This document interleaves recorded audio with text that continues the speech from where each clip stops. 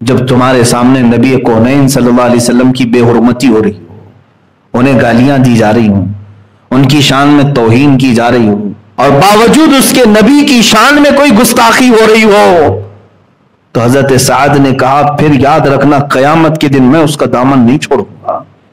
عورتوں کے لیے بھی معاملات آئیں گے تو اگر عورتیں یہ کہہ دیں کہ ہمارے پاس کوئی راستہ ہی نہیں تھا آپ کی عزت پر پہرا دینے کا، ارے میاں جس وقت ہم پیدا ہوئے کان میں جب ہمیں اذان دی گئی تو جہاں اللہ کی شہادت، اللہ کی گواہی دی گئی، ساتھ میں یہ بھی کہا گیا اشہد ان محمد رسول اللہ، کیا نہیں کہا گیا تھا؟ کان میں اذان کا لفظ ہے، پیدا ہوتے ہی رسول کی گواہی تمہارے کانوں میں پڑ گئی ہے، میں گواہی دیتا ہوں کہ محمد صلی اللہ علیہ وسلم اللہ کے رسول ہیں۔ اور اس کے بعد جب تم ہوش میں آئے یا تمہاری عقل اب سلامت ہوئی، تم دین کی طرف احکام کے مکلف ہوئے، کون سا ایسا دن ہے جس دن مسجدوں سے آواز نہ آتی ہو اشہد ان محمد رسول اللہ؟ میاں یہاں تو عبادت کس کی ہو رہی ہے؟ مسجد میں کس کی ہوتی ہے؟ اللہ کی عبادت ہوتی ہے۔ اللہ کی عبادت میں جب بلانا ہے لوگوں کو، اذان بلانے کے لیے ہے نا، تو رسول کی گواہی کیوں دی جا رہی ہے؟ مؤذن یہ کیوں کہہ رہا ہے اشہد ان محمد رسول اللہ، میں گواہی دیتا ہوں محمد اللہ کے رسول ہیں؟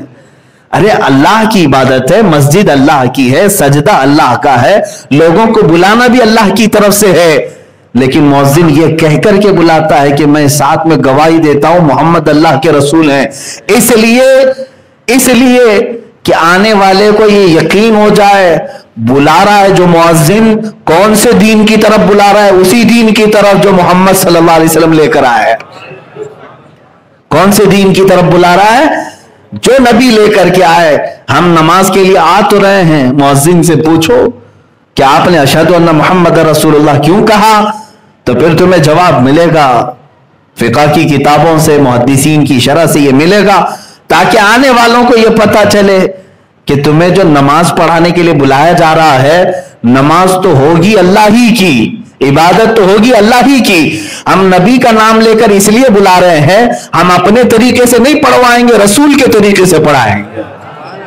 جو محمد صلی اللہ تعالیٰ علیہ وسلم طریقہ بتا کر گئے ہیں اسی طریقے پر نماز ہوگی۔ اس لیے ہماری مسجدوں میں کبھی نبی کے نام سے کوئی وقت خالی رہا ہی نہیں۔ تم کہاں سے نکالو، تم جمع تفریق کر کے الگ الگ ہر چیز کو لے کر کے آؤ، میں آپ کو بتاؤں گا یہاں نبی کے بغیر تمہارا دین انکمپلیٹ ہے۔ انکمپلیٹ کیا شروع ہی نہیں ہوتا۔ اب مجھے شریعت کا ایک مسئلہ بتائیں، آپ سے میں گزارش کروں گا، یہ بڑی ذمہ داری کی بات ہے۔ لا الہ الا اللہ یہ کلمہ ہے نا، اللہ کے سوا کوئی معبود نہیں۔ اگر آپ نے اتنا کہا تو یہ اتنا کلمہ جو ہے شیطان بھی اقرار کرتا ہے۔ شیطان ابلیس لعین، اس نے بھی اس چیز کا اقرار کیا ہے، اللہ کے سوا کوئی معبود نہیں۔ شروع میں تو اس کا یہ بھی عقیدہ تھا، بات اس کی کہاں سے نکلی؟ آدم علیہ السلام سے، نبی سے اختلاف ہوا تو کلمے میں اسی لیے جوڑا گیا، جب تک تم محمد الرسول اللہ نہیں کہو گے پورے مسلمان ہو ہی نہیں سکتے۔ اگر تم نے صرف کلمہ توحید یعنی صرف لا الہ الا اللہ کہا تو مسلمان نہیں، جب تک دوسرا جملہ نہیں کہو گے، محمد الرسول اللہ نہیں کہو گے۔ یہیں سے پتا چلا کہ رسول کی حاجت کس قدر ہے دین میں۔ اسی لیے میرے عزیزو، اللہ کے نبی نے یوں ہی نہیں فرمایا لا یؤمن احدکم حتی اکون احب الیہ من والدہ وولدہ والناس اجمعین۔ حضور نے فرمایا تم میں سے اس وقت تک کوئی مومن نہیں ہو سکتا جب تک کہ وہ مجھ سے اپنے والدین، اپنی اولاد اور تمام انسانوں سے زیادہ محبت نہ کرے۔ اپنی جان سے زیادہ محبت جب تک نہیں کرو گے حضور سے، کامل مومن نہیں بن پاؤ، کامل مومن نہیں ہے۔ اسی لیے اقبال نے کہا بمصطفیٰ برساں خیش کے دی ہماؤس، اپنے آپ کو رسول تک پہنچا دو، یہی اصل دین ہے، یہی اصل دین ہے۔ انہیں جانا انہیں مانا، نہ رکھا غیر سے کام، للہ الحمد میں دنیا سے مسلمان گیا۔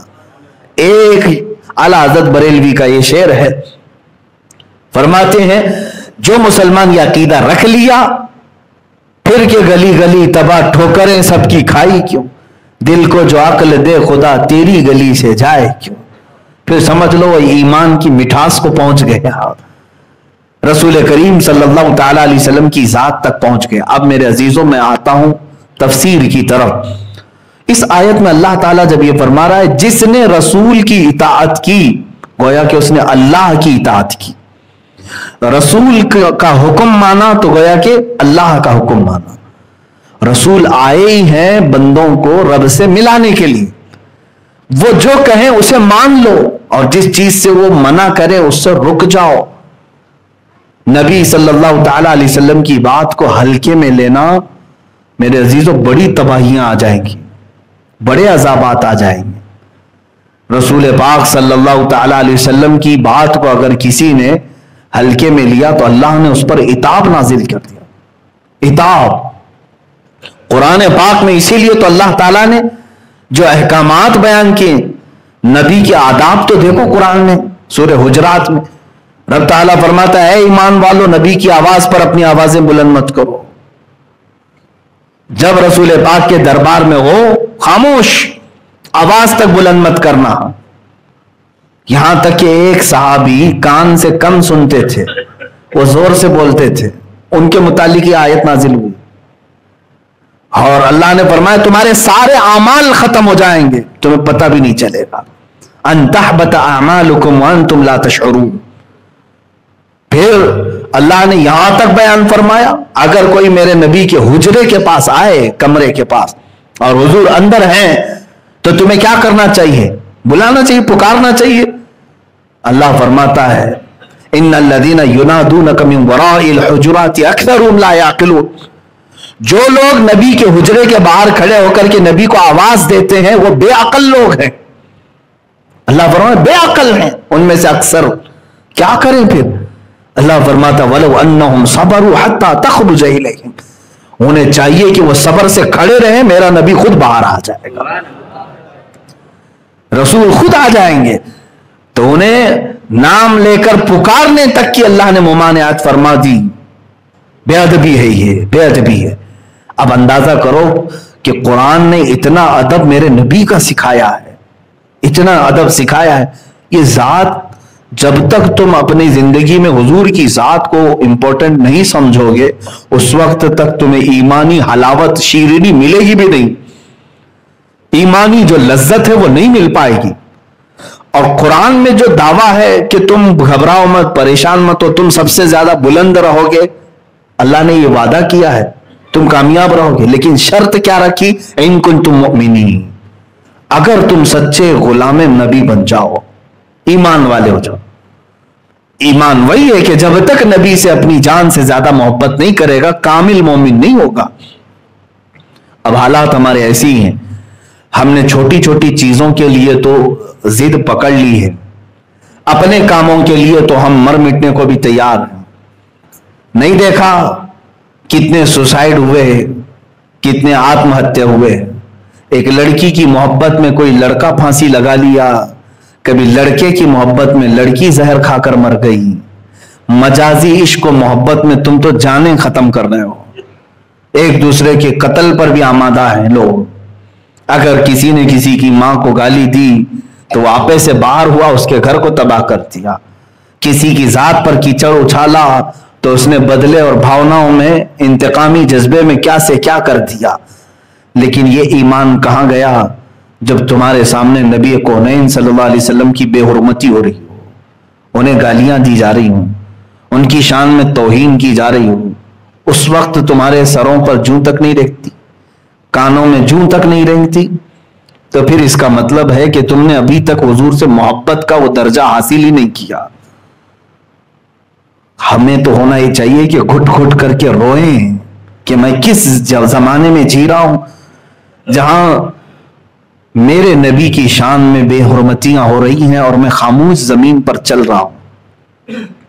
میں نے ایک بات اس سے قبل بتائی تھی، عزیزان گرامی، حضرت سعد ابن ربیع رضی اللہ تعالیٰ عنہ جنگ احد میں ایک جوان صحابی حضور کی ناموس پر ایسے میدان احد میں آئے تھے کہ ان کے گوشت کے ٹکڑے نکل گئے تھے، لیکن پیچھے ہٹنے کو تیار نہیں، اللہ کے نبی صلی اللہ تعالیٰ علیہ وسلم کی عزت پر پہرا دینے کے لیے۔ اور اس کے بعد ہوا یہ کہ جنگ کے اختتام کے وقت حضور پاک صلی اللہ علیہ وسلم نے صحابہ سے کہا، دیکھو سعد کہاں ہے؟ ڈھونڈا گیا، حضرت سعد جو ہے 7 لاشوں کے نیچے دبے ہوئے تھے، لیکن سانسیں چل رہی تھی۔ صحابہ پکارتے ہوئے میدان میں گھوم رہے تھے، تو انہوں نے کہا سعد نے کہ اے صحابہ میں یہاں ہوں، نیچے ہوں۔ لاشیں ہٹائی گئی تو ان کا جسم تو پورا چھلنی چھلنی ہو چکا تھا، گوشت نکل چکا ہے جگہ جگہ سے زخموں کی، اور ابھی سانسیں چل رہی ہیں۔ اس وقت جانتے ہیں انہوں نے کیا کہا؟ جو صحابہ انہیں اٹھانے آئے تھے، کہا اللہ کے نبی تمہیں یاد کر رہے ہیں۔ حضرت سعد نے کہا میری زندگی شاید ساتھ دے نہ دے، میں حضور تک پہنچ پاؤں گا کہ نہیں پہنچ پاؤں گا معلوم نہیں، لیکن اے آنے والوں میرے نبی تک میرا سلام پہنچا دینا، میرا سلام پہنچا دینا۔ کاش مجھے اس طرح کی اور زندگیاں ملی ہوتی تو میں اپنے نبی کی پہرے داری پر پوری زندگیاں نچھاور کرتا۔ اور کہا اے صحابہ تم آئے ہو مجھے اٹھانے کے لیے، یاد رکھو۔ یہ سب کو انہوں نے میسج دیا، جوان صحابی ہیں ساتھ، کہتے ہیں امت مصطفیٰ سے کہہ دینا، سارے جوانوں سے کہہ دینا کہ اگر ان کی آنکھیں ابھی تک روشن ہیں اور زمین پر چل رہے ہیں اور باوجود اس کے نبی کی شان میں کوئی گستاخی ہو رہی ہو، تو حضرت سعد نے کہا پھر یاد رکھنا قیامت کے دن میں اس کا دامن نہیں چھوڑوں گا اور اس کا کوئی عذر اللہ کی بارگاہ میں قبول نہیں کیا جائے گا۔ تم یہ نہیں کہہ سکو کہ قیامت کے دن میں تو بہت دور رہتا تھا، میرے بس میں تو کچھ بھی نہیں تھا، تمہارا عذر نہیں قبول کیا جائے گا۔ آج جانتے ہیں کس سچویشن پر ہم آ چکے ہیں؟ ناموس رسالت کی بات آتی ہے تو کلیجہ ٹکڑے ہونے لگتا ہے۔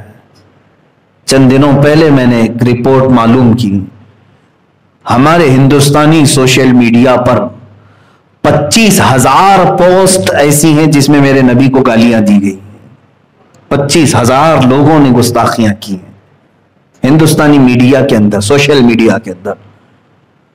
کیا ہم میں سے کوئی ایسا ذمہ دار عاشق رسول ہے جس نے ایکشن لیا، سائبر کرائم میں جا کر کے اس کی کمپلینٹ کی؟ الحمدللہ ہم کر رہے ہیں جہاں تک میری طاقت ہے۔ میں جس تحریک سے جڑا ہوں اس کی ذمہ داری کے اعتبار سے، تحریک فروغ اسلام کی لیگل پینل کے ذریعے سے جو ہو سکتا ہے ہم کر رہے ہیں۔ لیکن میرے عزیزوں کیا یہ تم سب کی ذمہ داری نہیں تھی؟ تمہارے دل چھلنی ہو جانا چاہیے تھا۔ مجھے گالیاں دیں تو برداشت کر لیں، آپ کو اگر کوئی کوسے تو برداشت کر لو، لیکن دین کی جڑ اور اساس میرے نبی کی ذات ہے، اس کو اگر کوئی ہلا رہا ہے تو سمجھ لینا ابھی چھت گرنے والی ہے۔ یاد رکھنا کہ اگر کوئی پینٹ اکھاڑ رہا ہے تو اسے معاف کیا جا سکتا ہے، اگر کوئی دیوار میں کھرچن مار رہا ہے تو معاف کیا جا سکتا ہے، لیکن اگر کوئی یہاں کے پلر ہلانے لگے تو کیا اسے تم چھوڑ دو گے؟ اور اگر تم نے چھوڑ دیا تو اس کا مطلب ہے کہ یہ چھت تم سب کے سروں پر گرنے والی ہے۔ یہی ہو رہا ہے، دین کے مضبوط پلر، بلکہ اسی پر پورا دین قائم ہے، وہ میرے نبی کی ذات ہے، اور آج اس کو ہلانے کی کوشش کی جا رہی ہے۔ اور اگر تم نے خاموشی اختیار کی تو سمجھ لینا کہ آسمان سے جو عذاب آئے گا اس میں سب پیسے جائیں گے، سب پیسے جائیں گے۔ امام مالک رحمۃ اللہ تعالی علیہ نے بہت پہلے یہ فرمایا، جب نبی کی شان میں توہین ہو اور امت خاموش رہے تو انہوں نے فرمایا کہ امت کے لیے صرف میں اتنا کہہ سکتا ہوں کہ اب اسے زمین میں جینے کا کوئی حق نہیں، زمین پھٹ جائے اور سب اندر چلے جائیں۔ ہم تو اس پوزیشن میں آج جی رہے ہیں۔ عزیزان گرامی وقار، حضور اکرم صلی اللہ تعالی علیہ وسلم کی ذات ہی ہمارے لیے کل اثاثہ ہے۔ ہماری زندگی کا نصب العین یہی ہو کہ اگر نبی کونین صلی اللہ تعالی علیہ وسلم راضی ہوئے تو اللہ بھی راضی ہے، اور اگر وہ ناراض ہیں کسی سے تو ایک بات طے سمجھ لینا، پھر اللہ رب العزت اس کی بخشش ہرگز نہیں کرے گا، اس کی بخشش ہرگز نہیں کرے۔ یہاں تک کہ آپ کو میں بتا دوں، ایک شخص مدینے کا منافق تھا، دل میں حضور کا بغض رکھتا تھا، عداوت رکھتا، مر گیا۔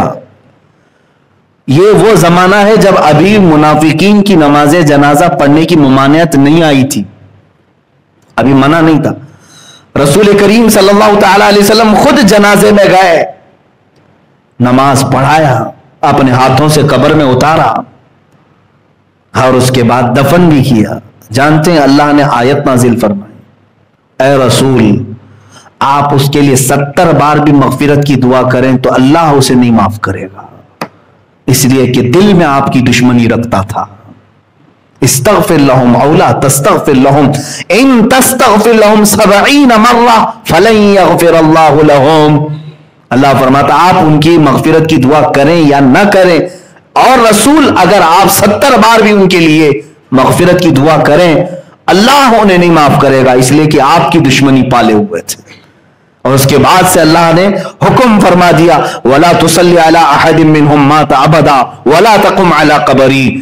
اے رسول ان منافقین میں سے جب کبھی کوئی مرے تو اب نہ اس کی جنازہ پڑھیں اور نہ اس کی قبر تک جائیں۔ دیکھیں جلال خداوندی تو دیکھیں، جلال خداوندی تو دیکھیں۔ اللہ تبارک و تعالیٰ اپنے حقوق تو معاف کرتا ہے، جو اس کے حقوق تلف کیا، شراب پیا ہے، زنا کیا ہے، چوری کیا ہے، جوا کھیلا ہے، بہت سارے گناہ کیا ہے، لیکن رب تعالیٰ فرماتا ہے میں فضل کرنے پر آؤں تو سب کو معاف کر دوں، بڑے بڑے گنہگاروں کو معاف کروں، لیکن گستاخ رسول کے متعلق نہ، اللہ فرماتا ہے نہیں، اسے معاف نہیں کیا جائے گا، اسے معاف نہیں کیا جائے گا۔ اسی لیے اسلامی حکومت میں بھی گستاخ رسول کی صرف ایک ہی سزا ہے، اس کا سر جدا کر دیا جائے، قتل۔ اسلامی حکومت میں یہ سزا ہے، اسی لیے کہ وہ پلر ہلا رہا ہے۔ نبی کی شان میں اگر کسی نے کہا، آپ کو یہ میں بتا دوں کہ اگر کوئی پاگل بھی کہہ دے تو اسے بھی مارا جائے گا۔ دوسرے اوقات میں آپ کو مسئلے کی نوعیت بتا دوں، کسی کا دماغ سلامت نہیں ہے، اگر اول فول بکتا ہے، اللہ رب العزت کی بارگاہ میں کچھ بھی کہہ رہا ہے تو بسا اوقات ایسا کہا جائے گا کہ وہ عقل سے پیدل ہے، اس کی عقل نہیں، اس پر احکام نہیں ہے، چھوڑ دیا جائے گا۔ لیکن اگر پاگل بھی نبی کی شان میں کچھ کہے گا تو اسے نہیں چھوڑا جائے گا، اتنا سخت حکم ہے۔ اس لیے کہ یہ بنیاد ہے، یہ بنیاد ہے رسول پاک کی ذات، سارا دین یہی سے ہے، اسے تم ہلانے کی کوشش کرو گے سب ہل جائے گا، سب ہل جائے گا۔ میاں تم کہاں کہاں چھٹکارا حاصل کرو گے؟ یہاں صبح سے لے کر شام عشاء تک تمہیں نبی کی ذات کو سننا ہی پڑے گا۔ نمازوں پہ بلا رہا ہے مؤذن تو ان کے نام کا تذکرہ آئے گا ضرور، بلکہ کوئی نماز ایسی نہیں ہے جس میں نبی پر درود نہ بھیجا گیا ہو۔ کون سی نماز ہے مجھے بتا دیں، کوئی نماز ہے؟ آپ اتحیات پڑھیں گے تو اس میں کہیں گے السلام علیکم ایھا النبی، ہاں بچ جاتی ہے بغیر اتحیات والی ایک نماز، نماز جنازہ۔ لیکن نماز جنازہ میں بھی پہلی تکبیر میں ثنا، دوسری تکبیر میں اس نماز کو بھی نہیں چھوڑا گیا، نبی کے بغیر کوئی نماز بھی نہیں۔ اور امام شافعی رحمۃ اللہ تعالی علیہ تو فرماتے ہیں جس نماز میں رسول پاک پر درود نہیں بھیجا گیا ان کے نزدیک تو نماز ہوگی ہی نہیں۔ فقہ حنفی میں اگر درود ابراہیمی نہیں پڑھا، درود ابراہیمی نہیں پڑھا تو نماز تو ہو جائے گی، مکروہ تحریمی نماز تو ہو جائے گی، لیکن شافعی مذہب میں ہوگی ہی نہیں نماز، باطل ہے اس کی نماز۔ اور پھر آپ کو میں یہ بتا دوں، اگر کوئی شافعی ہیں، میں اس کا اہتمام کرتا ہوں اپنی اس مسجد میں الحمدللہ، ان کے مسائل ہیں، میں اگرچہ حنفی امام ہوں، اگر میرے پیچھے کوئی شافعی مقتدی ہے، اقتدا کر رہا ہے، تو اس کے لیے باریک مسئلہ ہے، کیونکہ اکثر آپ حنفی اماموں کو دیکھیں گے جمعہ کا خطبہ دے رہے ہیں، پورا خطبہ جو گزرتا ہے، پورا خطبہ جو خطبہ رضویہ ہم پڑھتے ہیں، اس میں حضور پاک صلی اللہ تعالی علیہ وسلم پر درود بھیجنا تو ہے ہی، ہم بھی درود بھیجتے ہیں، خطبہ رضویہ میں بھی درود بھیجتے ہیں۔ ایک مفتی صاحب نے مجھے اس سوال کے طور پر کہا تھا، اس کے بعد سے میں اس کا اہتمام کرتا ہوں۔ جب دوسرا خطبہ ہم پڑھتے ہیں جمعہ کا، اس میں ہم یہ کہتے ہیں الحمدللہ نحمدہ ونستعینہ ونستغفرہ ونؤمن بہ ونتوکل علیہ ونعوذ باللہ من شرور انفسنا ومن سیئات اعمالنا من یہدہ اللہ فلا مضل لہ ومن یضللہ فلا ہادی لہ ونشہد ان لا الہ الا اللہ وحدہ لا شریک لہ ونشہد ان سیدنا محمدا عبدہ ورسولہ۔ یہاں تک یہ حمد اور خطبہ ہو گیا دوسرے خطبے کے شروع میں۔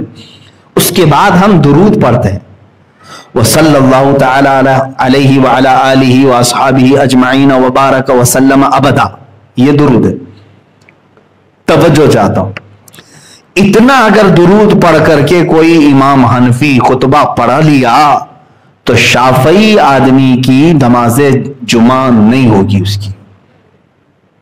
اس کے لیے خطبے میں شرط ہے، شافعی میں، فقہ شافعی میں، جب درود پڑھے تو نبی کا نام لے کر کے پڑھے، صلی اللہ تعالی علی سیدنا محمد وعلی آلہ واصحابہ اجمعین وبارک وسلم ابدا۔ نام اگر اس طرح پڑھا صلی اللہ تعالی علیہ وعلی آلہ وصحبہ وسلم، درود تو یہ بھی ہے، ان پر درود ہو، ہم نے حضور کی طرف اشارہ کیا، درود تو یہ بھی ہے۔ ہمارے حنفی فقہ میں خطبے میں اتنا درود پڑھا جاتا ہے، لیکن شافعی مذہب میں باریکی یہ ہے کہ اگر لفظ محمد نہیں کہا تو ان کے ہاں خطبہ ہی کمپلیٹ نہیں ہوا۔ آپ اندازہ کریں حضور پاک صلی اللہ تعالی علیہ وسلم کی ذات اور نام کا اہتمام کس قدر ہے، اگر خطبے میں نہ آئے تو خطبہ کمپلیٹ نہیں، جمعہ ہی نہیں ہوا پھر۔ اور الحمدللہ میں اس کا اہتمام کرتا ہوں، خطبے میں جب بھی درود پڑھتے ہیں تو حضور کے نام کے ساتھ میں پڑھتا ہوں، اس لیے کہ نام کے ساتھ پڑھیں تو میری بھی نماز ہوگی، شافعی کی بھی نماز ہو جائے، حنفی کی بھی ہو جائے، شافعی کی بھی ہو جائے۔ عزیزان گرامی وقار، حضور اکرم صلی اللہ تعالی علیہ وسلم کی ذات پاک نہ جمعہ سے تم خارج کر پاؤ گے، نہ جنازے کی نماز سے نکال پاؤ گے، نہ اپنی 5 وقتہ نمازوں سے نکال پاؤ گے۔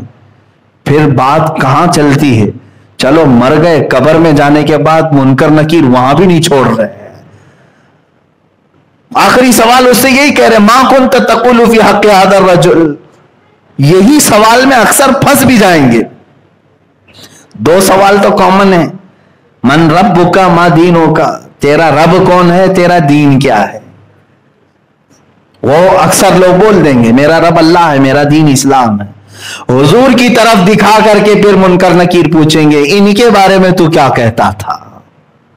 تو جو کہتا ہے دین کو رسول کی حاجت نہیں ہے، وہ کیا کہہ دے گا قبر میں نہیں جانتا ان کو، تب پھر قیامت تک پڑیں گے کوڑے تمہارے اوپر۔ کہنا پڑے گا کہ یہ محمد اللہ کے رسول ہیں، تمہیں قبر میں بھی چھٹی نہیں ہے نبی کی ذات سے۔ بلکہ ہم تو الحمدللہ اہل سنت و جماعت تو ہمارا عقیدہ تو یہ ہے کہ ہم مرتے ہی ہیں حضور کو دیکھنے کے لیے، حضور پاک صلی اللہ تعالی علیہ وسلم کی بارگاہ میں پہنچنا ہے، اس لیے موت بھی ہے ہمارے لیے۔ ایک عاشق رسول شاعر نے یہی کہا ہے، منکر نکیر جب قبر میں اٹھائیں گے اور پوچھیں گے کون ہے یہ تیرے، تب وہ شاعر کہہ رہا ہے اب تو پائے ناز سے اے فرشتوں کیوں اٹھوں، مر کے پہنچا ہوں یہاں اس دلربا کے واسطے۔ پوری زندگی تڑپتا رہا ان کو دیکھنے کے لیے، زیارت نہیں ہوئی، دیدار نہیں ہوا، مر گیا ہوں، اب آ کر پہنچا ہوں، اب ان کے قدموں سے نہ اٹھاؤ مجھے۔ اللہ اکبر۔ میرے عزیزو، ایک سنی صحیح العقیدہ مسلمان کا جو عقیدہ ہے الحمدللہ وہ عشق رسول کے ارد گرد گھوم رہا ہے، جو یہ کہے نبی کی حاجت نہیں، اس سے تم اپنا دامن نکال لو، تم دور ہو جاؤ۔ اسی لیے بہت سادہ سا ہے اصول دوستی اپنا، جو ان سے بیگانہ ہو وہ اپنا ہو نہیں سکتا۔ یہ سمجھ کر کے چلے، یہ اصول پر چلیں۔ بہت سادہ سا ہے اصول دوستی اپنا۔ ہم دوست کس کو بناتے ہیں؟ بہت سادہ سا ہے اصول دوستی اپنا، جو ان سے بیگانہ ہو وہ اپنا ہو نہیں سکتا، جو ان سے بیگانہ ہو وہ اپنا ہو نہیں سکتا۔ یہی اصول بنا کر کے چلو۔ جس کا نبی کے متعلق ذرا برابر شک کا عقیدہ ہے، اس سے میرا کوئی تعلق نہیں، چاہے وہ میرا سگا بھائی ہو، میرا باپ ہو، یا میرا بیٹا ہو، یا میرا بھائی ہو۔ جو ان سے ناآشنا ہو وہ اپنا ہو نہیں سکتا۔ یہی صحابہ اکرام کا عقیدہ بھی رہا ہے۔ سیدنا ابو بکر صدیق رضی اللہ تعالیٰ عنہ کے متعلق تو دیکھیں، ان کے بیٹے جنگ بدر میں سامنے سے آئے تھے، کافروں کی طرف سے، ایمان لائے نہیں تھے۔ حضرت ابو بکر صدیق بعد میں جب وہ ان کے بیٹے ایمان لائے تو کہتے ہیں ایک دن دسترخوان پر بیٹھ کر کے، ابا آپ کو معلوم ہے جنگ بدر میں آپ مسلمانوں کی طرف سے تھے، میں مکہ والوں کی طرف سے، کافروں کی طرف، 3 بار آپ میری تلوار کے نیچے آ گئے تھے، باپ تھے میں نے چھوڑ دیا۔ حضرت ابو بکر صدیق کہتے ہیں اگر تو ایک بار بھی میری تلوار کے نیچے آتا تو مار ڈالتا، میں یہ نہیں دیکھتا کہ میرا بیٹا آیا ہے، بلکہ دشمن رسول سمجھ کر مارتا۔ یہ ایمان تھا صدیق اکبر کا۔ دی ہما اوست، سارا دین رسول کی ذات ہے، ان سے جو بیگانہ ہو وہ اپنا ہو نہیں سکتا۔ اس اصول کو لے کر چلو میرے عزیزو، آج کی زمانے میں ضرورت ہے۔ اپنے بچوں کو عشق رسول اتنا سکھاؤ۔ ہر چیز کمپرومائز کی جا سکتی ہے، لیکن نبی کی ذات یا ان کی محبت میں کوئی کمپرومائز نہیں۔ انشاءاللہ العزیز ایک وقت آئے گا جب میں یہ مہم چھیڑوں گا انشاءاللہ۔ ہم اگرچہ ہندوستان میں رہ رہے ہوں، بھارت میں رہ رہے ہوں، میجورٹی جس کی بھی ہو، لیکن ہم مسلمان یہ قانون پاس کرانے کی ضرور کوشش کریں گے کہ بھارت میں رہتے ہوئے کبھی کوئی حضور پاک کی شان میں گستاخی نہ کرے۔ ہم اس قانون کے لیے تگ و دو کریں گے۔ پارلیمنٹ میں تم بہت سارے بل پاس کرتے ہو، اور اگر یہ قانون پاس کرنے کے لیے مجھ جیسوں کی جان کی ضرورت ہے تو میں پیش کرنے کو تیار ہوں۔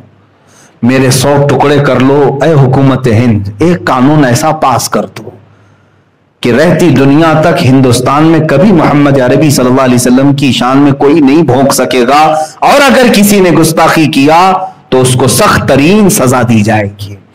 یہ قانون ہونا چاہیے کہ نہیں ہونا چاہیے؟ میرے عزیزو، کیا اسلام کبھی دوسرے دیوی دیوتاؤں کے مذاق اور ان کے بھگوانوں کا مذاق اڑانے کی اس طرح کی مجلسیں منعقد کرتا ہے؟ کبھی آپ نے سنا؟ ہاں، ہم اپنے حق کو بیان کرتے رہیں گے۔ تمہیں جس مذہب سے سروکار ہے اسی مذہب سے تعلق رکھو۔ ہم نے ان تمام چیزوں کو کبھی انٹرٹین نہیں کیا، دوسرے مذاہب۔ مجھے بتاؤ، بدلے میں حضور کی ذات پر جب جب حملہ ہوا، حضور کی ذات پر جب جب حملہ ہوا، مجھے بتاؤ کیا کبھی بدلے میں ہم نے عیسائیوں کے نبی عیسیٰ علیہ السلام کی کردار کشی کی؟ کبھی توہین کیا عیسیٰ علیہ السلام؟ ارے ہم وہاں پر بھی سمجھتے ہیں کہ اگر توہین کرے تو یہاں سے بھی ہم نکل جائیں گے پھر ایمان۔ جتنا تم نہیں مانتے اس سے کئی درجے ہم عیسیٰ علیہ السلام کو مانتے ہیں۔ یہودیوں نے اگر حضور کے کارٹون بنائے تو کیا ہم نے بدلے میں ان کے نبی موسیٰ علیہ السلام کے کارٹون بنانے کی اجازت دی؟ کبھی کیا ہم؟ ہندو اگر بھونکنے لگا، کوئی بھی ایسا آتنکی ہندو جو نبی کی ذات پر، میرے رسول اکرم صلی اللہ علیہ وسلم کی ذات پر مغلظات بکنے لگا، تو کیا ہم بدلے میں کبھی رام کرشن یا وشنو فلاں فلاں اتنے جو ہیں ان کی کردار کشی کی؟ ان کو ننگا کر کے دکھایا؟ کبھی ہم نے ان کو گالیاں دی؟ میرے عزیزو، اسلام ہے ہی نہیں، بلکہ اسلام یہ کہتا ہے لا تسبوا الذین یدعون من دون اللہ۔ اللہ نے یہاں تک فرمایا تم ان لوگوں کو گالی ہی مت دو جو اللہ کو نہیں مانتے، گالی مت دو۔ کیا ہوگا؟ فیسبوا اللہ عدوا بغیر علم، اس لیے کہ پھر وہ پلٹ کر کے تمہارے اللہ کو گالیاں دینے لگیں گے. ہم تو شروع کرتے ہی نہیں, کہیں پر شروع کرتے ہی نہیں. ہاں ایک بات یاد رکھ لیں, جواب ہم کسی کی گستاخی کا, اگر تم نے میرے نبی کی شان میں گستاخی کی تو بدلے میں ہم تمہارے کسی دیوی دیوتا کی گستاخی کر کے بدلہ نہیں لیں گے. ہمارے انتقام لینے کا طریقہ کچھ اور ہے, وہ انشاءاللہ العزیز وقت بتائے گا, وہ وقت بتائے گا. نبی کونین صلی اللہ تعالی علیہ وسلم کی ذات پر کسی نے انگلی اٹھائی تو ہم بدلے میں یہ نہیں کہیں گے کہ تمہارا خدا ایسا تھا, تمہاری دیوی ایسی تھی, تمہارا دیوتا. ہمیں اس سے سروکار ہی نہیں. ہم چھیڑ چھاڑ دیوی دیوتاؤں سے نہیں کرنا چاہتے ہیں, اس لیے کہ ہم عقل رکھتے ہیں. اگر ایک ہندو نبی کونین صلی اللہ علیہ وسلم کی شان میں اگر گستاخی کیا تو میں پلٹ کر کے اس کے بھگوان کو گالی دوں گا, تو کروڑوں ہندو اور بھی تو ہیں جو خاموش تھے. کروڑوں ہندوؤں کے خدا کو میں کیوں گالی دوں؟ ایک نے کیا ہے نا, میں اس سے نپٹوں گا, میں اس سے نپٹوں گا جس نے گستاخی کی ہے, یہ نہیں کہ اس کی پوری برادری سے. اسی طرح سے میں دنیا کو بھی آج یہی کہتا ہوں, فرانس کا جو مسئلہ لے کر یہ انہوں نے ایشو بنایا, اتنا بڑا ایشو بنایا, فرانس میں ہوا کیا تھا معلوم ہے؟ فرانس کا ایک ٹیچر, اسکول کا ٹیچر, اپنے اسٹوڈنٹس کے سامنے میرے نبی کے خاکے بنا بنا کر کے دکھا رہا تھا, حضور صلی اللہ تعالی علیہ وسلم. اس کی شکایت بھی ہوئی آلریڈی, یہ اچانک نہیں ہوا یہ سب کچھ, اس کی شکایت ہوئی انتظامیہ سے, ایکشن نہیں لیا گیا. تو ایک نوجوان چیچن کا جس کا نام عبداللہ بتایا گیا, وہ اپنی بھاوناؤں پر قابو نہیں پایا, اٹھا اس نے قتل کر دیا, مار ڈالا. جو ٹیچر خاکے بنا رہا تھا اس کو اس نے قتل کر دیا. یہ معاملہ اس کا پرسنل ہے, ٹھیک ہے, یعنی اس نے جو سٹینڈ لیا وہ وقت کا اس کا تقاضا تھا, اس نے سٹینڈ لیا اور مار دیا. لیکن مجھے یہ بتاؤ, کیا اس عبداللہ چیچنیا کو, شیشانی کو چھوڑ دیا گورنمنٹ نے؟ اسی وقت پولیس نے گولیوں سے بھون دیا, اس عبداللہ کو بھی ختم کر دیا. اور میں یہ جو ہمارے ہاں بھونکتی ہے میڈیا, ان تک یہ بات پہنچاؤں گا. یہ پورے کے پورے مسئلے کو ڈائیورٹ کر کے یہاں ڈیبیٹ کر رہے تھے, 8-10 دن تک اسی پر بکواس کرتے رہے. میں آپ کو بتاتا ہوں, بات ایک ٹیچر کی اسٹوڈنٹ کی تھی, ختم ہو گئی. اس نے اس کو مارا, اس کو تم نے مارا, ختم کر دینا چاہیے نا, بات تو ختم کر دینا چاہیے. ہوا کیوں تھا یہ بھی معلوم ہے, اس نے خاکے بنائے, اس نے مارا. چلو اس نے مارا تو تم نے بخشا تھوڑی نہ ہے, پولیس نے اس کو بھی مار دیا, بات ختم ہو گئی. لیکن اب اس ٹیچر کی حمایت میں جس نے خاکے بنائے تھے, غلط کیا تھا کہ نہیں کیا تھا؟ ایک سیکولر آدمی سے بھی میں پوچھوں گا جس کا اسلام سے تعلق نہیں, اس سے بھی میں پوچھوں گا چھیڑا کس نے تھا؟ اسے کیا ضرورت تھی رسول پاک کی ذات کو چھیڑ چھاڑ کرنے کی؟ اسے معلوم ہے یہ سینسیٹی کتنی ہے اس کے اندر, کہ حضور اکرم صلی اللہ تعالی علیہ وسلم کو لے کر کے پورے مسلمان کتنے جذباتی, اسے معلوم ہے. کیوں چھیڑا؟ اس نے غلطی کی تھی, مارا گیا, اور جس نے مارا تھا اس کو بھی قتل کر دیا گیا. لیکن حکومت فرانس اب اس کے بیچ میں کودتی ہے, فرانس کا صدر اس کے درمیان آتا ہے, اور وہ اس ٹیچر کی حمایت میں کہ اس کو ایک ٹیررسٹ نے قتل کر دیا, اور ہم ٹیررسٹ کے مقابل میں اس کو شردھانجلی پیش کرتے ہیں کہ اس کو یہ ٹیچر کو, ان کے قول کے حساب سے یہ مظلوم مارا گیا, اس لیے انہوں نے اس کو ہیرو بنا کر کے اس کے خاکے بلڈنگوں پر لگائے. اور جو اس نے اپنی زندگی میں نبی کی توہین کرنے کے لیے جو خاکے بنائے تھے اسٹوڈنٹس کے درمیان, اب گورنمنٹ نے فرانس کی اپنی حکومت کے جو ادارے ہیں پوری بلڈنگ پر حضور کے خاکے لگاتی ہے. آج تک کبھی ایسا نہیں ہوا تھا. عام آدمی کر رہا تھا ٹھیک ہے, لیکن حکومت کا صدر, پریزیڈنٹ اگر اجازت دے میرے عزیزوں پارلیمنٹ کے اوپر اگر کسی چیز کی تصویر لگے تو معنی رکھتی ہے کہ نہیں؟ ہائی کورٹ پر اگر کوئی تصویر لگے تو معنی رکھتی ہے کہ نہیں؟ راج بھون پہ اگر کوئی تصویر لگے تو معنی رکھتی ہے؟ یہ گورنمنٹ بلڈنگیں ہیں. فرانس کی گورنمنٹ بلڈنگ کے اوپر میرے نبی کی شان میں پوری توہین آمیز خاکہ بنا کر کے انہوں نے لگا دیا. کہا جس کو جو کرنا ہے کر لو، ہم بھی خاکے بناتے ہیں. اب یہاں پر میں فلسفہ سمجھاتا ہوں. جو بات میں نے پہلے کہی، یہ اپنے آپ کو بہت سیکولر کہتے ہیں. ظالموں، تم سیکولر نہیں ہو، شدت پسند ہو. تم شدت پسند ہو، کٹر واد ہو تم لوگ. اگر ایک عبداللہ شیشانی نے تمہارے ٹیچر کو مارا تھا تو تم اسی کو پکڑتے، اس کو ہی سزا دیتے، اور آلریڈی تم نے دے دیا. لیکن اس کے ایک قتل کی بنیاد پر تم 180 کروڑ مسلمانوں کے نبی کی توہین کرو گے، پوری دنیا کے نبی کی توہین کرو گے. یہ کہاں کا انصاف ہے؟ یہ سیکولرزم ہے. جس نے کیا اسی کے ساتھ تم کو سزا کا معاملہ کرنا چاہیے تھا. میرے عزیزو، ایسا تو نہیں ہوگا کہ ایک کوا تمہارے گھر سے بوٹی اٹھا کر کے لے گیا تو تم سارے کووں کو ختم کرنے کا اعلان کرو گے. ایک بلی تمہارے گھر میں آ کر دودھ پی گئی تو کیا پوری دنیا بھر کی بلیوں کو زہر دے دو گے؟ کیسا انصاف ہے؟ یہ تو میں تمہارے ذہن کو قریب کرنے کے لیے کہہ رہا ہوں. اگر عبداللہ شیشانی نے تمہارے ٹیچر کا قتل کیا تھا تو اسی کو سزا دو. تمہارے حساب سے اسی کو سزا دیتے، اور دے بھی دیا، تم نے گولیوں سے بھون دیا. لیکن یہ کیا کہ پوری دنیا میں جو آباد مسلمان ہیں 180 کروڑ کے قریب مسلمان ہیں. 180 کروڑ مسلمان، 2.25 ارب مسلمانوں کے جذبات سے تم نے کھیلا، ان کے نبی کی توہین کی. اس لیے آج ہم نے فرانس کے خلاف سخت ایکشن لیا، اس کے مصنوعات کا بائیکاٹ کرنے کا اعلان کیا. لیکن حیرت کی بات ہے، جب یہاں ہندوستان میں پروٹیسٹ ہونے لگے اس کے خلاف، اس کی مصنوعات کے بائیکاٹ، ان کے پروڈکٹس کے بائیکاٹ کرنے لگے، تو اس میں بیچ میں ہماری میڈیا کود گئی. اور پھر حیرت کی بات یہ ہے کہ ہمارے پرائم منسٹر کی طرف سے ٹویٹ ہوا کہ ہم فرانس کے ساتھ کھڑے ہیں. یہ ہماری آج زندگی ہے. میرے ایک بات سمجھ کر کے چلو،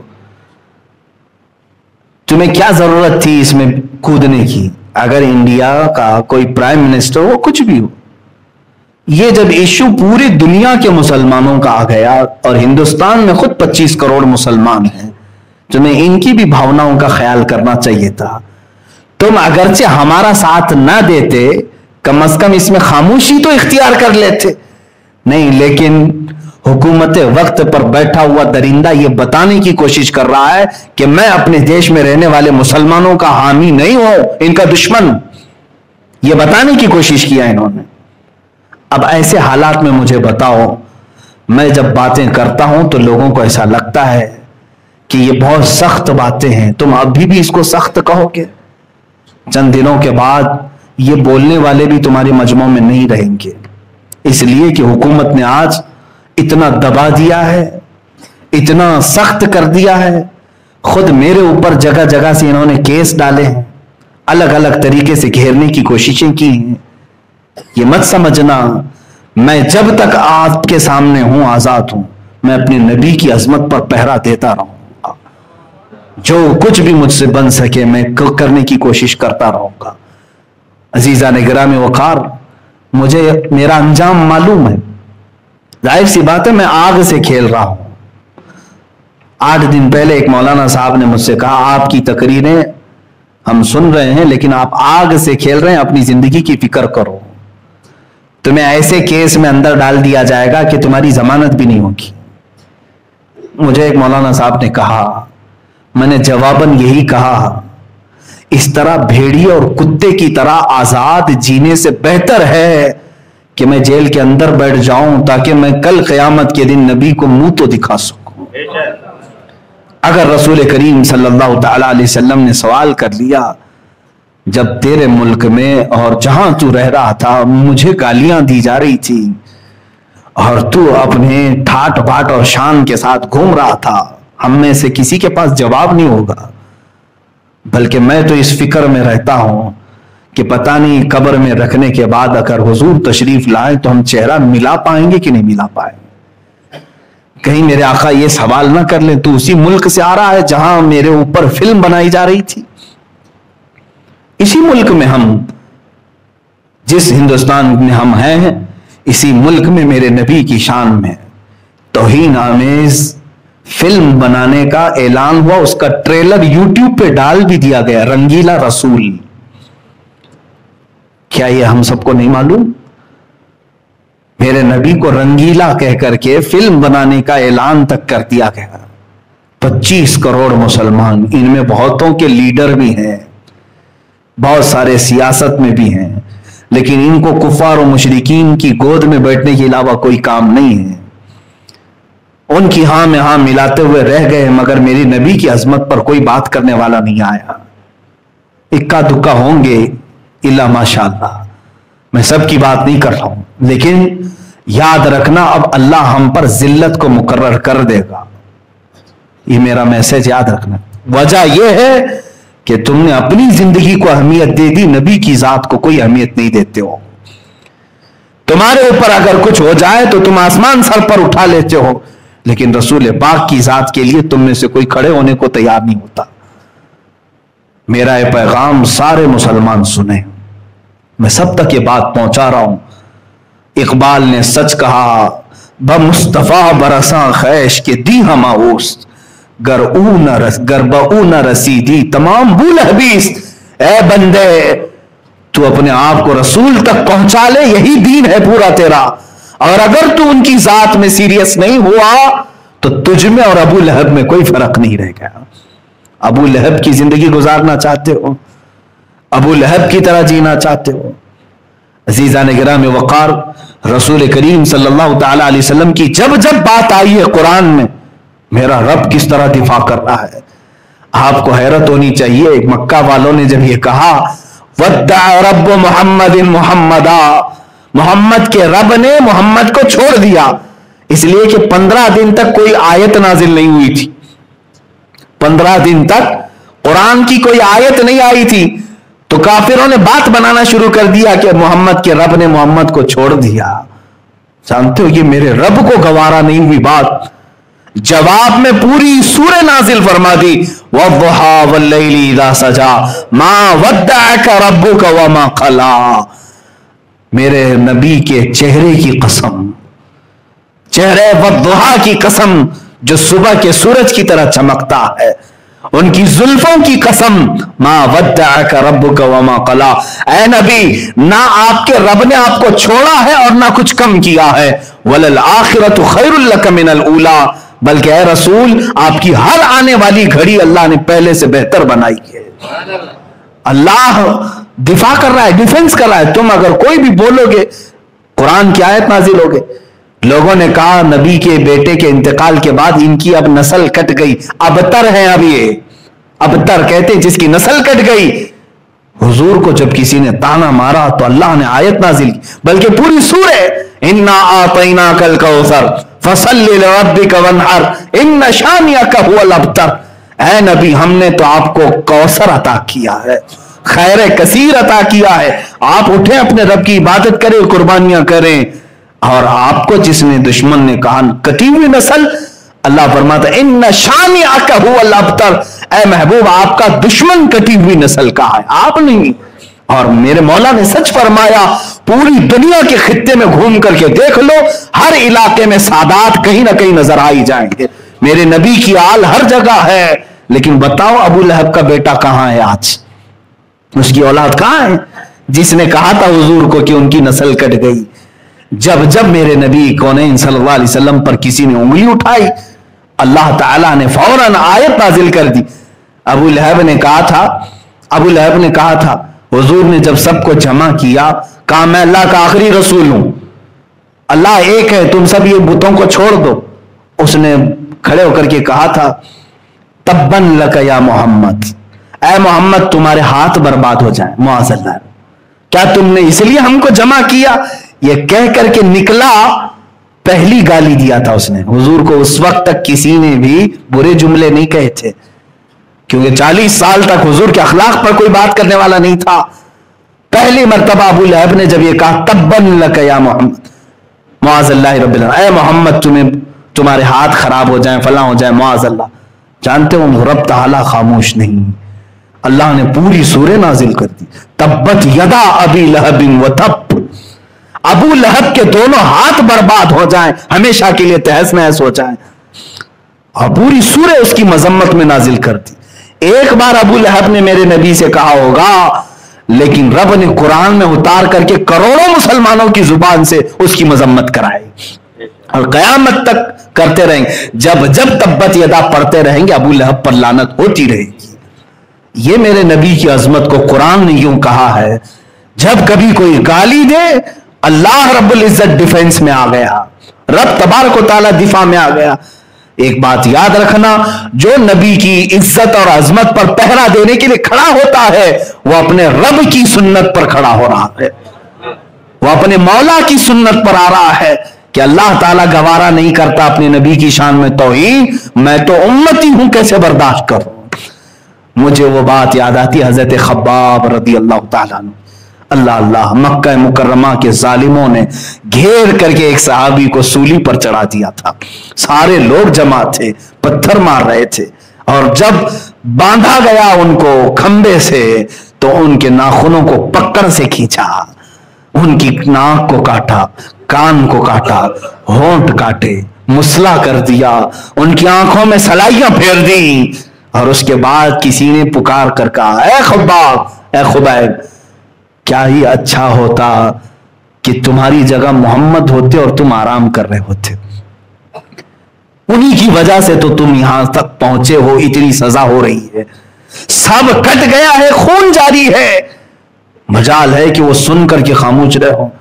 اسی سولی کے پھندے پر ہی چلانے لگے اے خبردار میرے نبی کے بارے میں بولنے والوں، میرے جسم کے ٹکڑے ٹکڑے کر لو، میں گوارا کروں گا، میرے نبی کے تلووں میں کانٹا بھی چبھے خباب کو برداشت نہیں ہوگا. بمصطفیٰ برساں خیش کے دی ہماہوس، اپنے آپ کو نبی تک پہنچا دو، دین پورا وہی ہے، دین پورا وہی ہے. صحابہ نے ہمیں یہی سکھایا ہے. آج تم اپنے لیے جی رہے ہو، اپنے مفاد کے لیے، اپنے مقاصد کے لیے، اپنے مطالب کے لیے.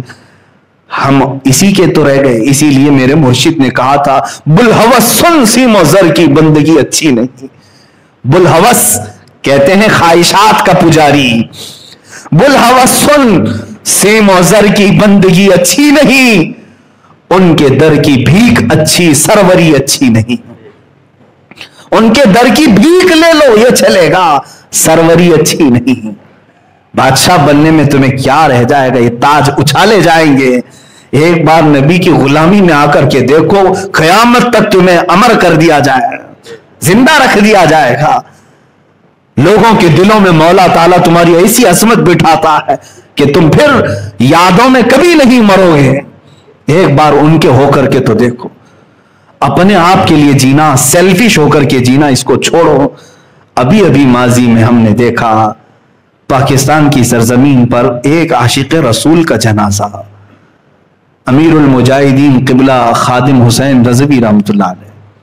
8 دن ہوئے ہوں گے، 8-10 دن، پچھلے جمعہ انتقال ہوا. ایک ایسے عالم دین، بڑی سادی زندگی گزارنے والا، صرف 54 سال کی عمر، حافظ قرآن اور ایک مسجد کے امام، بس اس کے علاوہ ان کا کچھ بھی بڑا سٹیٹس نہیں تھا. ایک مدرسے کے مدرس تھے، پڑھاتے تھے. پڑھاتے ہوئے اس کے بعد ہوا یہ کہ مسجد کی نوکری بھی چھوٹ گئی. لوگ کہاں چھوڑتے ہیں، اماموں کے پیچھے تو پڑ ہی جاتے ہیں. کہتے تو ہیں نماز میں پیچھے اس امام کی، نماز پھیرنے کے بعد میں جا کر کے پوری زندگی کے پیچھے پڑ جاتے ہیں. اکثر اماموں کے ساتھ ہے. علامہ خادم حسین رضوی رحمۃ اللہ تعالی علیہ کے ساتھ بھی یہی ہوا. وہ مسجد ان کی چھوٹی ہی، اور اپنے گھر رہے، مدرسہ پڑھاتے رہے. جب آپ نے اپنے ملک میں دیکھا کہ نبی کونین کی ذات کو لے کر کے ہلکا پن ہو رہا ہے، پاکستان میں ایک قانون پاس کیا گیا تھا کہ جو گستاخی کرے گا رسول پاک کی، اس کی سزا موت ہے. وہاں پر توہین رسالت قانون ہے. اس قانون کو بدلنے کے لیے کچھ لوگ پارلیمنٹ میں آ گئے تھے. یہ قادیانی تھے, مرزائی تھے, ان کے خلاف انہوں نے محاذ چھیڑ دیا. اب یہ خاموش نہیں بیٹھے, باہر نکل آئے. جانتے ہیں دونوں ٹانگیں ٹوٹ گئی تھیں, ویل چیئر پر تھے. ایک ایکسیڈنٹ میں حادثہ ہوا, ویل چیئر پر رہے, چیئر اٹھا کر کے لایا جاتا تھا.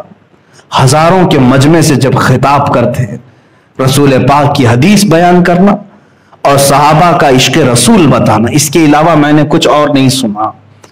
اور جو سختی کرتے تھے وہ گستاخان رسول کے خلاف کرتے تھے. جو توہین رسالت کا مرتکب ہو اسے کسی صورت وہ معاف نہیں کرتے تھے. سخت ایکشن لیے, دھرنا دے کر بیٹھ گئے. باہر آ کر کے کہ ہمارے مطالبے مانو. کس بات کے لیے؟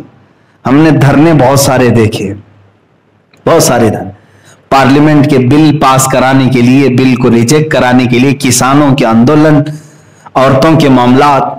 لیکن وہ ایک عاشق رسول ایسا تھا جو لاکھوں کے مجمع کو لے کر کھلے میدان میں اور سڑکوں پر بیٹھا تھا, صرف اس لیے کہ میرے نبی کی عظمت پر کوئی بات نہ کرے. اس کے لیے وہ کئی دن تک دھرنے دی. حکومت وقت نے ایکشن لیا, کئی مہینے جیل میں ڈال دیا معذور عالم دین کو. کس بنیاد پر؟ عشق رسول کی باتیں کر رہا تھا. اسلامی کنٹری بنام اسلامی کنٹری تھی, سب لبرل ہو گئے تھے, سیکولر ہو گئے. ایک عاشق رسول اٹھا اور لوگوں کے دلوں کو گرما دیا. ان کی پوری ایکٹیویٹی اگر آپ دیکھیں گے تو صرف 5 سال کے اندر یہ آئے بھی اور چلے بھی گئے. 5 سال میں جو جوش و ولولہ پیدا کیا, بلکہ پوری ایک تحریک بنا دی لبیک یا رسول اللہ کے نام سے. آج پوری دنیا میں کہیں نعرہ اگر لگ رہا ہو, سنیں لبیک یا رسول اللہ, تو اسی معذور عاشق رسول کا دیا ہوا ہے. پیر سے معذور ویل چیئر پر بیٹھ کر کے پکارتا تھا لبیک یا رسول اللہ, اے اللہ کے رسول ہم حاضر ہیں اپنی جانیں لے کر کے آپ کے لیے. ان کے غلاموں پر, ان کے شاگردوں پر پولیس نے شیل برسائے, آنسو گیس کے گولے داغے, اور ایک نہیں 50 لوگوں کی جانیں گئی دھرنے میں. یہ نبی کی عظمت کے لیے پھر بھی ڈٹا رہا. جانتے ہیں آخری وقت, یہ 8 دن پہلے 104 ڈگری بخار ہے اور نومبر کی ٹھنڈیاں ہیں. سخت ٹھنڈی میں بھی پتلی سی چادر لے کر کے ویل چیئر پر وہ میدان میں آ گئے.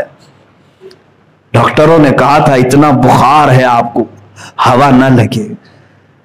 انہوں نے یہ کہا کہ اگر نبی کونین نے مجھے سوال کر لیا کہ میرے سارے غلام میدان میں تھے, تو گھر میں کیوں بیٹھا تھا, تو میں اپنے لنگڑے پن کا عذر نہیں پیش کر سکوں گا, مجھے جانا ہے. آ بھی گئے, بخار سر پہ چڑھ گیا. اسی دھرنے کے بعد واپس آئے, اور جب انہوں نے یہ دیکھا کہ فرانس میں گستاخی ہوئی اور ہمارے ملک کی طرف سے کوئی ایکشن نہیں لیا گیا, اسی غم میں وہ اس دنیا سے چلے گئے. لیکن میں نے دیکھا, محسوس کیا, ان کا خاندان کیا تھا.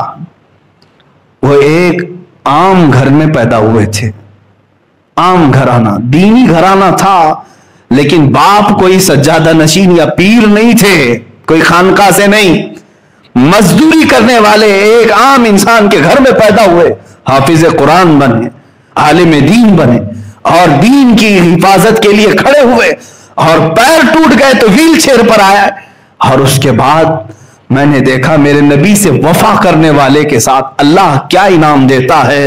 جب وہ جنازہ میدان میں آیا, اللہ اللہ, آج تک تاریخ لکھنے والے بتا رہے ہیں 70 سالہ پاکستان کی تاریخ میں اتنا بڑا جنازہ کسی کا نہیں ہوا, جس میں 50 لاکھ سے زیادہ کا مجمع بتایا جا رہا ہے.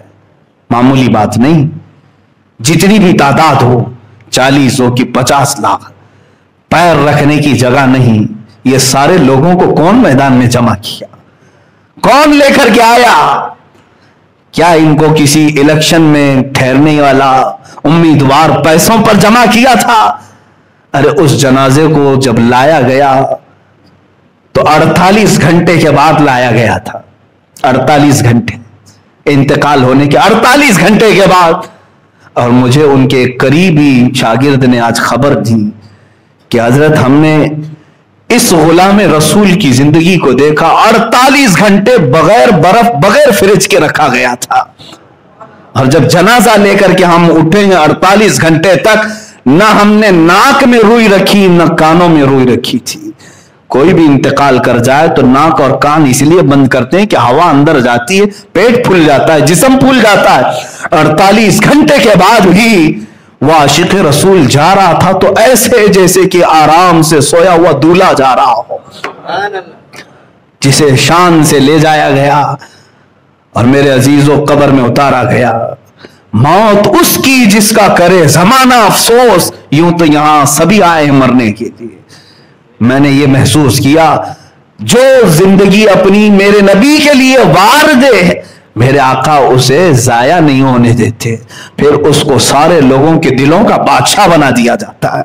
اگرچہ وہ معذور ہو لیکن لاکھوں قدموں والے اس کی جان پر قربان ہو۔ بڑے بڑے پیر، بڑے بڑے آستانے وہاں تک نہیں پہنچ سکے جو ایک عاشق رسول کھڑا ہوا تھا اپنی معذوری میں۔ عزیزان گرامی وقار، میں پھر اسی بات پر اپنا اختتام کرتا ہوں۔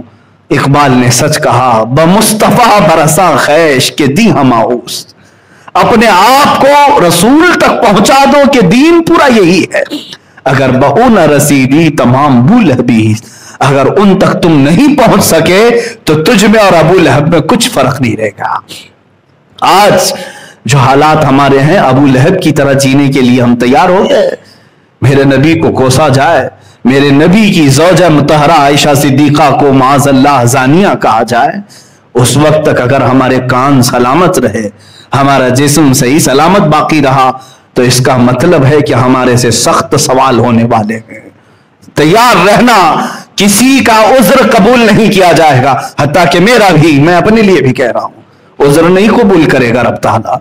اگر تم یہ کہو کہ مولا میں مجبور تھا، میں کمزور تھا، تو رسول پاک تمہیں بتا دیں گے میں تو تجھ تک دین پہنچانے کے لیے اپنے ننھے بچے بھی قربان کر دیے۔ تم اگر یہ کہو گے کہ اللہ میں بوڑھا تھا، میں کچھ کر نہیں سکتا تھا، رسول پاک یہ پورا بیان میں کر رہا ہوں ابھی فی الحال، یہی خادم حسین نے کہا تھا۔ اگر تم میں سے کوئی بوڑھا یہ کہہ دے کہ میں تو کمزور تھا تو رسول پاک تمہارے سامنے امیر حمزہ کے بڑھاپے کو پیش کر دیں گے، امیر حمزہ کو پیش کر دیں گے جو 60 سال کی عمر میں احد میں آیا، سینہ چاک کر کے ان کا کلیجہ چبایا گیا رسول پاک کے سامنے۔ حضور کا سگے چچا تھے، سگے چچا۔ حضور اگر کہہ دیں کہ میں نے وہ سب دیکھ لیا، تو اپنے گھر میں آرام سے سو رہا تھا۔ اگر تم یہ کہو میں تو مزدور تھا، میں کیا کر سکتا، میرے آقا بلال حبشی کو سامنے کر دیں گے، یہ تو غلام تھا، میرا نام لیتا تو اسے مارا جاتا تھا، اس کی پیٹھ گل گئی تھی۔ تو کون سا بہانہ پیش کرے گا؟ تم کون سا بہانہ کرو گے؟ عورتوں کے لیے بھی معاملات آئیں گے، تو اگر عورتیں یہ کہہ دیں کہ ہمارے پاس کوئی راستہ ہی نہیں تھا آپ کی عزت پر پہرا دینے کا، میرے نبی اس وقت حضرت سیدہ سمیہ کو پیش کر دیں گے۔ ایک یہ بھی خاتون ہے جس کی عمر بڑھاپے کو پہنچ گئی ہے، کافروں نے صرف اس کو مارا کیوں تھا؟ اس لیے کہ نبی کی بات کرتی تھی۔